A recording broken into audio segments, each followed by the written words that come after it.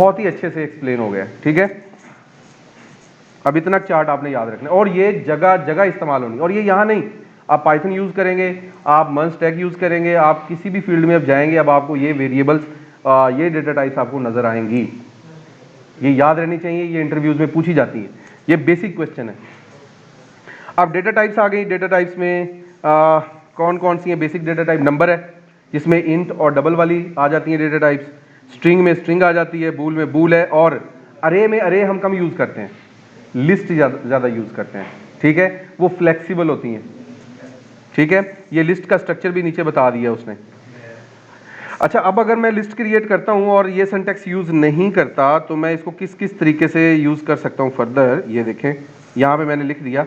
अब यहां पे इसका मतलब है कि इसमें जस्ट इंटीजर स्टोर होंगे, इसमें मैं स्ट्रिंग स्टोर नहीं कर सकता, या 2.4 या इस तरह की, मतलब ये तो हो ही जाएगा खैर, लेकिन ये नहीं स्टोर होगा ट्रू, क्योंकि ये बूलियन के लिए नहीं है, इसमें जस्ट इंटीजर स्टोर होने। अगर इसमें मैं सब कुछ ही स्टोर करना चाहता हूं तो मुझे ये कंडीशन हटानी पड़ेगी। अब इसमें जो मर्जी करो, और इसमें कोई भी तरतीब से वैल्यू रखने की जरूरत नहीं है, जिस तरीके से मर्जी रख सकते हैं आप। इसमें ऑब्जेक्ट रखो, उनकी लिस्ट बनाओ, इंटीजर वैल्यू की लिस्ट बनाओ, स्ट्रिंग की लिस्ट बनाओ, जैसे मर्जी काम करो, फ्लेक्सिबल है, ठीक है। आपने मल्टीपल फाइल्स यूज की हैं, उनकी लिस्ट बनानी है, लिस्ट बनाए, ठीक हो गया जी। तो ये इसने लाइफ बहुत इजी कर दी है इसने। अब एक जो डेटा टाइप है जो कि बहुत मशहूर है और पाइथन में डिक्शनरी के नाम से मशहूर है, इधर जो है वो मैप है, और जेसन फॉर्मेट आपने बहुत ज़्यादा सुना होगा। जेसन फॉर्मेट में भी ये आती है की वैल्यू। की वैल्यू में क्या होता है? की वैल्यू में होता है जनाब, यानी कि किसी ये एक किस्म का ना टेम्परेरी डेटा स्टोरेज भी इसको कह देते हैं। आर्जी तौर पर आपने डेटा स्टोर करना है, ठीक है, वक्ती तौर पे, तो यानी एक एपीआई से डेटा आया है, उसे वक्ती तौर पे आपने स्टोर करना है इंटरफेस पे, जैसे जावास्क्रिप्ट करता है, ठीक है। अब वो डेटा आया, डेटा आने के बाद आपने उसे क्या किया, उसकी एक वैल्यू और उसके साथ एक नंबर असाइन कर दिया। वो नंबर जो है वो की कहलाएगी उसकी। वो की जो है वो टेक्स्ट में भी हो सकती है, नंबर में भी हो सकती है, जिस तरीके से आप याद रखना चाहिए। जैसे इसने कैसे लिखा है कि इसने कहा जी अलाइस 90, ठीक है, अलाइस 90 स्टूडेंट मार्क्स है, और बॉब जो है उसके 85 है। तो इसमें की कौन सी हुई है? पहले वाली, अलाइस एंड बॉब की है, और वैल्यू जो है वो 90 एंड 80 है। अब अगर कहीं भी लिखा जाएगा कि अलाइस के नंबर डिस्प्ले करवाओ, तो हम लिखेंगे marks of Alice, automatically 20 display हो जाएगा, और सॉरी 90 डिस्प्ले हो जाएगा, ठीक है। ले जी, एक्टिविटी आ गई छोटी सी भाई, इतना की काम हमने करना था इसमें। ये हमारा बेसिक स्ट्रक्चर हो गया इसमें। फिल इन द ब्लैंक्स में dash country is equal to Pakistan. अब ये, वाह सुभान अल्लाह, temperature 36.5, float is raining is equal to false, आप बताएंगी भूल, ठीक है।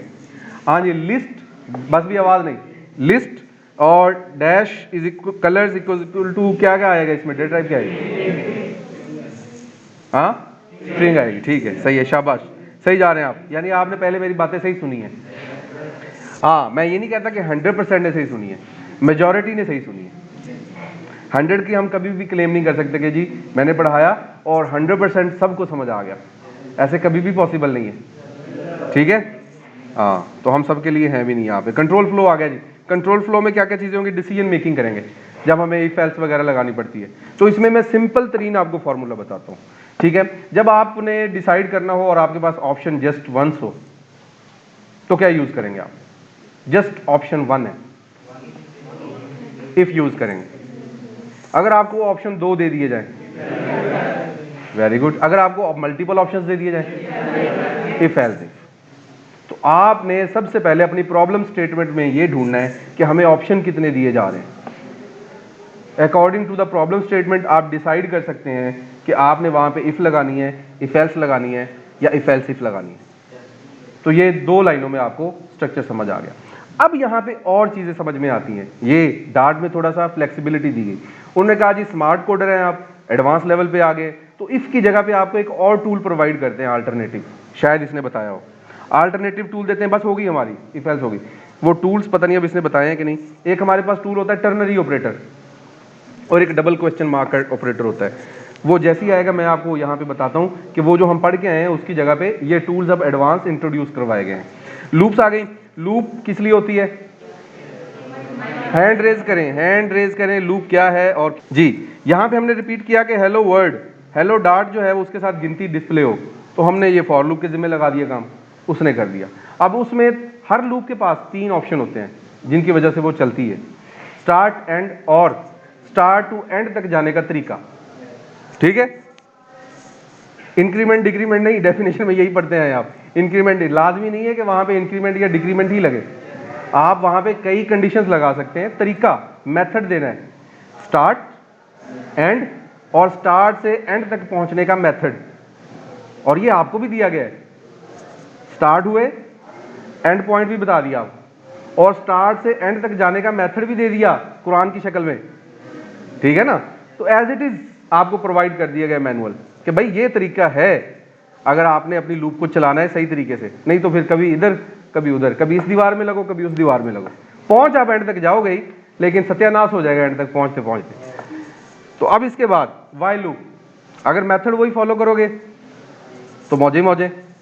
हाँ अच्छा जी, इसके बाद वाइल लूप आ गई। वाइल लूप में भी वही काम किया हमने, काउंट के साथ वो डिस्प्ले करवा दिया, डू वाइल के साथ भी वही। अब इसमें जो है वो हमें वो चीज़ उसने बताई नहीं, चले खैर। एरर ढूंढना है, ढूंढ लेंगे एरर, आसान सा ही है। Void main int x is equal to 10, x if x greater than 5 then जो है वो ये प्रिंट हो, अदरवाइज प्रिंट ना हो। क्या ये स्टेटमेंट ठीक लिखी हुई है? कौन कहता है ये ठीक लिखी हुई है? हैंड रेज करें, सोच के फिर आपने बताना है। जो कहते हैं कि ये ठीक लिखी हुई है वो हैंड रेज करें, जो कहते हैं ठीक लिखी हुई है हैंड रेज करें ना, डर क्यों रहे हैं, बिना झिझक हैंड रेज करें, कोई मसला नहीं। और जो कहते हैं ये गलत लिखी हुई वो हैंड रेज करें। ये छुपना चाह रहे थे, इसको कहते हैं काली भेड़े। जो हाथ नहीं जिन्होंने उठाया और दूसरी दफा भी नहीं उठाया, इनको हम कहेंगे काली भेड़े, ठीक है। जो हर हजूम में होती हैं, जो आपको ओए बिल्कुल आप ठीक कह रहे हैं, सिंटैक्स ही खराब है, इस वजह से ये एग्जीक्यूट कुछ भी नहीं होगा। लेकिन डिसीजन पावर आप अपने पास रखें कि आखिर क्यों नहीं उसने एग्जीक्यूट करना था। अच्छा जी, समरी बता दी आपको, होम असाइनमेंट नहीं देंगे बस, ठीक है। यहां तक आपका काम कंप्लीट हो गया इस लेक्चर का।